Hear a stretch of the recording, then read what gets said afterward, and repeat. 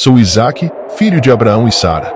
Minha história é marcada por fé, desafios e a promessa divina que moldou o destino do meu povo. Minha história começa em meio à incredulidade e à esperança. Meus pais, Abraão e Sara, já eram idosos e enfrentavam a dura realidade da esterilidade. Apesar das dificuldades, a fé inabalável de Abraão na promessa divina de que ele seria pai de uma grande nação os impulsionava.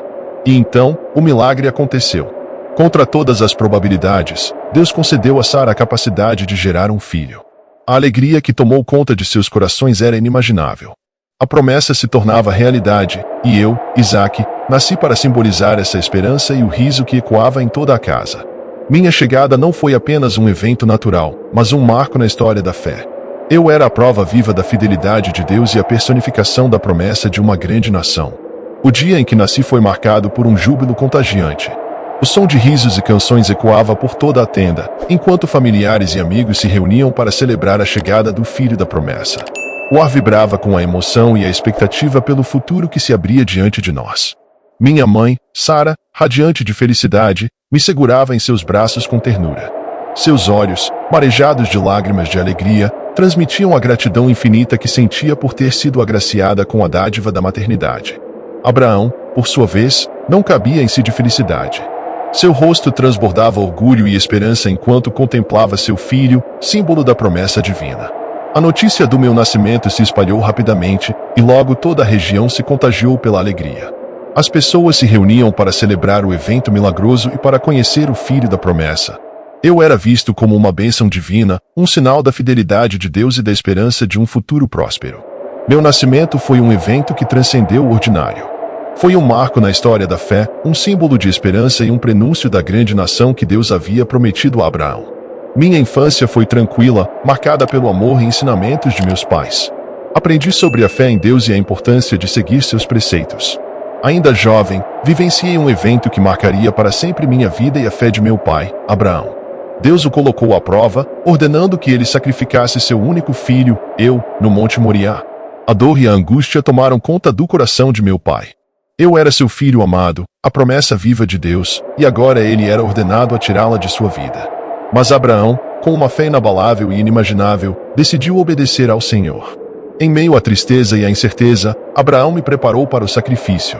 Sem revelar o destino que nos aguardava, ele me guiou ao Monte Moriá, carregando a lenha e o fogo para a oferenda. No topo da montanha, a dor se intensificou. Meu pai me amarrou ao altar, com a faca em mãos, preparou-se para o ato final. Mas, no momento crucial, Deus interveio. Abraão! Abraão! Não estendas a mão contra o teu filho, nem lhe faças nada, pois agora sei que temes a Deus, e não me negaste o teu filho, o teu único filho. Um anjo do Senhor, com voz poderosa, o deteve e ordenou que ele não sacrificasse seu filho. A fé e a obediência de Abraão foram recompensadas, e a promessa divina se renovou. Sua descendência seria numerosa como as estrelas do céu. Ao invés de um sacrifício, o Monte Moriá se tornou um altar de fé e devoção. A provação havia terminado, e a misericórdia de Deus havia prevalecido. A cada passo que dávamos em direção ao Monte Moriá, meu coração se apertava. O peso da ordem divina pairava sobre nós, e a incerteza do futuro me consumia. Abraão, com o semblante sério e os olhos marejados, mantinha a compostura, mas a dor era evidente em cada gesto seu. Ao chegarmos ao topo da montanha, meu pai me amarrou ao altar, suas mãos tremiam enquanto ajustava as cordas. A lenha e o fogo estavam prontos, e o silêncio era ensurdecedor. Com a faca em mãos, Abraão se aproximou de mim. Seus olhos, cheios de tristeza e amor, fitavam os meus. Em um último gesto de carinho, ele acariciou meu rosto e murmurou: Deus proverá, meu filho. Então, ergueu a faca e se preparou para o sacrifício. Mas, nesse instante, uma voz poderosa ecoou pelo Monte Moriá. O anjo do Senhor, com sua presença radiante, havia interrompido o sacrifício. Abraão, abalado e emocionado, caiu de joelhos e agradeceu a Deus por sua misericórdia. A prova de fé havia terminado, e a promessa divina se renovou com ainda mais força. Aprendi, naquele dia, a importância da fé inabalável e da obediência a Deus, mesmo em meio às provações mais difíceis. A prova de fé no Monte Moriá foi um evento que marcaria para sempre a minha vida e a história do meu povo. Ela representou a vitória da fé sobre a dúvida, da obediência sobre a incerteza e da misericórdia divina sobre o sofrimento. A partir daquele momento, compreendi a grandeza da promessa divina e a responsabilidade que carregava sobre meus ombros. Era meu dever perpetuar a linhagem patriarcal e dar continuidade ao plano de Deus. A escolha de uma esposa era um momento crucial em minha vida, pois representaria a perpetuação da linhagem patriarcal e da promessa divina. Meu pai, Abraão, ciente da importância de preservar a pureza da linhagem, enviou seu servo Eliezer à terra natal para encontrar uma mulher para mim. Eliezer, guiado por Deus, partiu em uma longa jornada com a missão de encontrar a mulher ideal para ser minha esposa. Ele carregava consigo presentes valiosos e a responsabilidade de encontrar alguém que fosse virtuosa, de bom caráter e que compartilhasse da fé em Deus. Após uma árdua busca, Eliezer finalmente encontrou Rebeca, uma jovem que reunia todas as qualidades desejadas. Ela era bela, gentil, trabalhadora e, acima de tudo, tinha um coração devotado a Deus. Ao conhecer Rebeca, me apaixonei instantaneamente por sua beleza e suas qualidades. Ela era a mulher perfeita para mim, a personificação da esposa ideal que eu tanto buscava. Rebeca aceitou o pedido de casamento e se juntou a mim, iniciando uma nova fase em nossas vidas. Juntos, construímos um lar abençoado por Deus e geramos nossos filhos, Esaú e Jacó. Eliezer viajou por terras longínquas, guiado pela fé e pela esperança de encontrar a mulher ideal para mim.